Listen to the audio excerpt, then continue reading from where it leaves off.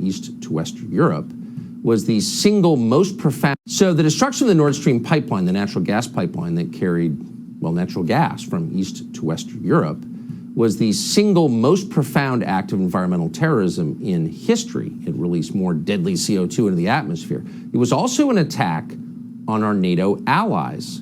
Our NATO allies are the beneficiaries of the natural gas pipeline. Germany, which is the core of European NATO, suffered.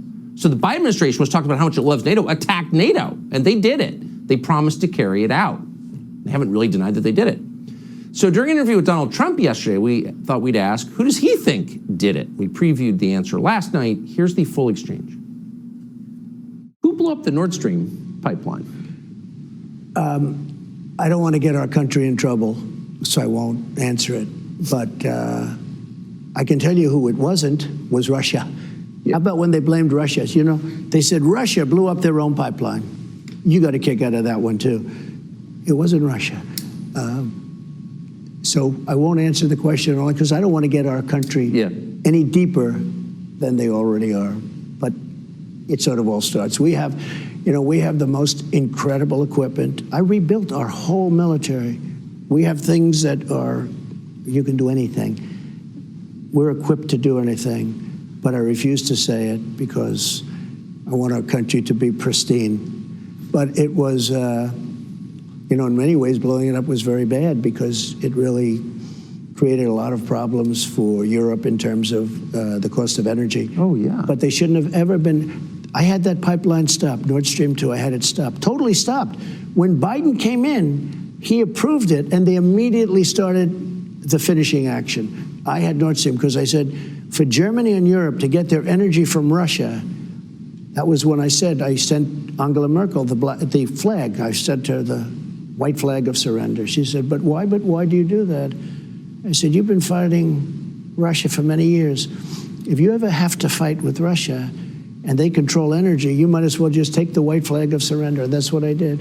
So that was blown up and very dangerous to do it, but I think most people know who did it. So once we start blowing up other people's critical infrastructure, is there a concern ours could get blown up in return? Well, I think it's much more than infrastructure you're talking about. Look, we could end up in World War III over this whole thing. Forget about pipeline. We are closer. I believe it's the most dangerous period of time in history. Number one, because we have people on top that are incompetent. That's number one. And again, China's fine if you know how to deal. Russia, if you know how to deal. Russia wasn't going into Ukraine with me. China wasn't going into Taiwan with me. I mean, now all you see is, China with ships all over the place and sending airplanes and bombers. That wasn't happening with me. He knew you can't do it. And also, Russia knew you can't do it. They would have never done it.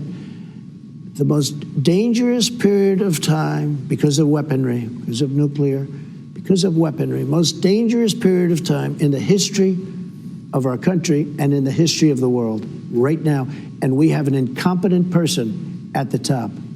Subscribe to the Fox News YouTube channel to catch our nightly opens, stories that are changing the world and changing your life.